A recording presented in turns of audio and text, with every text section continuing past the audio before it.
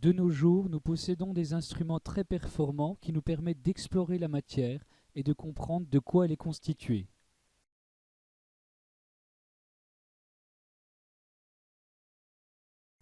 Mais très tôt, les hommes se sont posé la question au sujet de la composition de la matière. Cela a commencé dès l'Antiquité.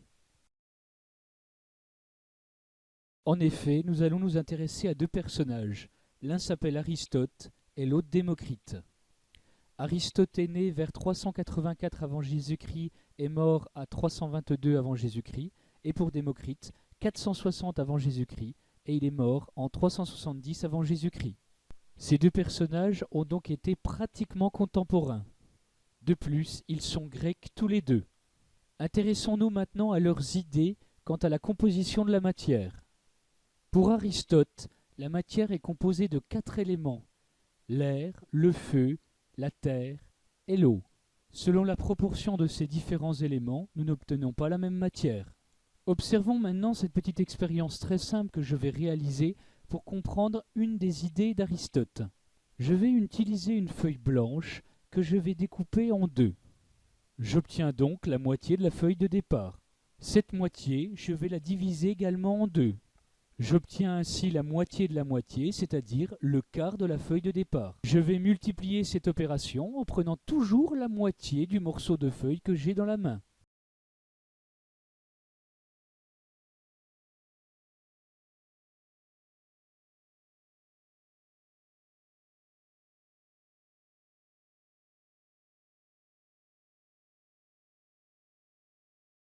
Je comprends aisément qu'il me reste toujours un morceau de feuille dans la main, sauf que celui-ci devient de plus en plus petit. Ainsi, à un certain moment, il est très difficile de le couper avec les mains, il suffit d'utiliser un autre outil plus précis, par exemple ici, une paire de ciseaux.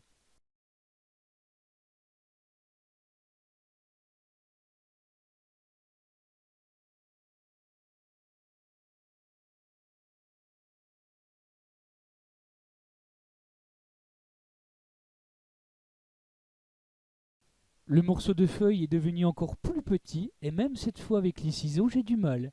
Il faudrait par exemple que j'utilise un autre outil plus précis que les ciseaux, par exemple, un cutter. En utilisant cette expérience très simple, nous pouvons comprendre l'idée d'Aristote qui est la suivante. La matière peut être divisée à l'infini.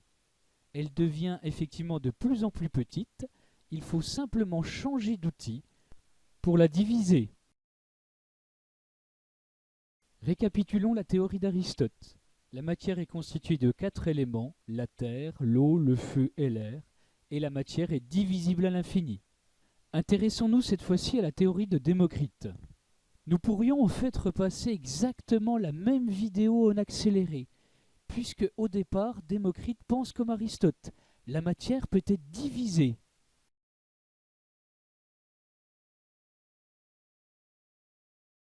Sauf que, à un moment, nous tomberons sur une particule microscopique, invisible à l'œil nu, qui, elle, ne pourra pas être coupée, ne pourra pas être déformée.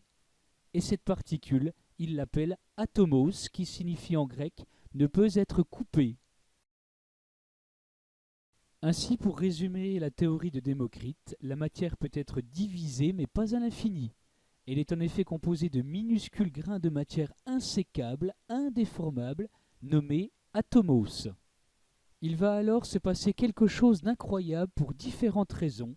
C'est la théorie d'Aristote qui va s'imposer et celle de Démocrite sera mise au placard, en quelque sorte, et oubliée pendant plus de 2000 ans.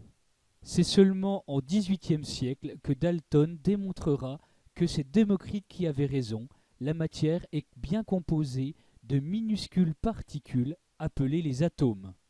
En 1869, un savant russe nommé Dimitri Mendeleïev proposa un tableau regroupant tous les éléments chimiques connus à son époque. Ce tableau est appelé tableau périodique des éléments car on retrouve des éléments possédant des mêmes propriétés à des intervalles réguliers, donc en colonnes. Dans son tableau, Mendeleïev avait laissé des trous, supposant l'existence d'éléments non découverts à son époque. De son vivant, il eut le plaisir de savoir que 3 des éléments dont il avait prévu l'existence furent découverts, avec les propriétés qu'il avait devinées. Depuis Mendeleïev, beaucoup d'autres éléments ont été découverts et voici la nouvelle classification périodique. On retrouve par exemple le symbole d'atome que vous avez étudié en quatrième, comme ici l'atome d'hydrogène, noté H, avec un H majuscule.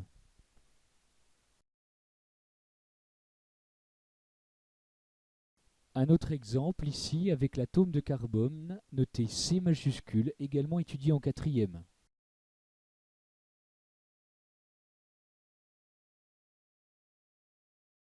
L'atome d'azote, noté N majuscule. Enfin, l'atome d'oxygène, noté O majuscule. Mais attention, parfois la formule chimique d'un atome est notée avec une majuscule suivie d'une minuscule, comme ici l'atome de fer, noté Fe, F majuscule et E minuscule. Il s'agit donc d'un seul atome, l'atome de fer. Mais au fait, est-ce que vous êtes déjà demandé d'où venaient ces atomes? Quand ont-ils été créés? Il y a 13,7 milliards d'années, une minuscule mais puissante boule d'énergie explose et se répand. Cet événement est appelé Big Bang.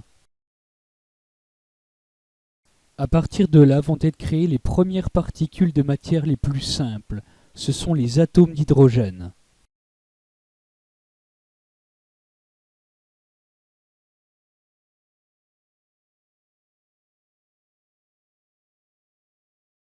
Sous l'effet de la gravité, certains de ces atomes vont se rassembler et, grâce à la chaleur considérable, ils vont fusionner entre eux pour former des atomes plus complexes, les atomes de l'hélium, puis de lithium. Ces réactions de fusion entre les atomes libèrent de l'énergie incroyable. C'est la naissance des premières étoiles.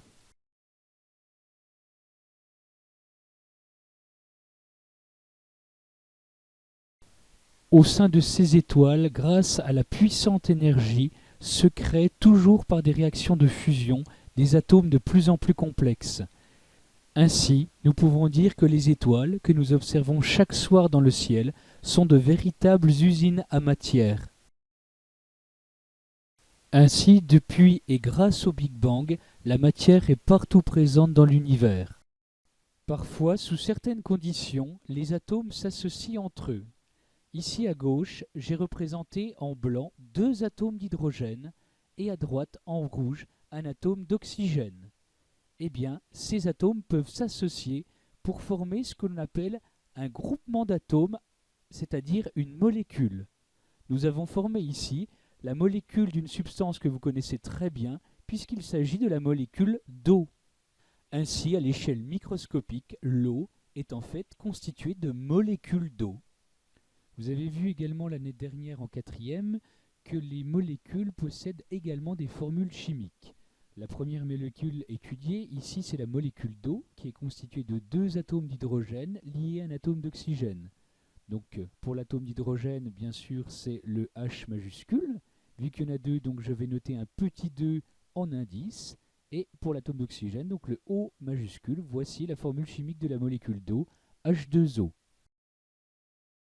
L'autre molécule étudiée en quatrième est la molécule de dioxygène. Elle est constituée de l'association de deux atomes d'oxygène liés entre eux.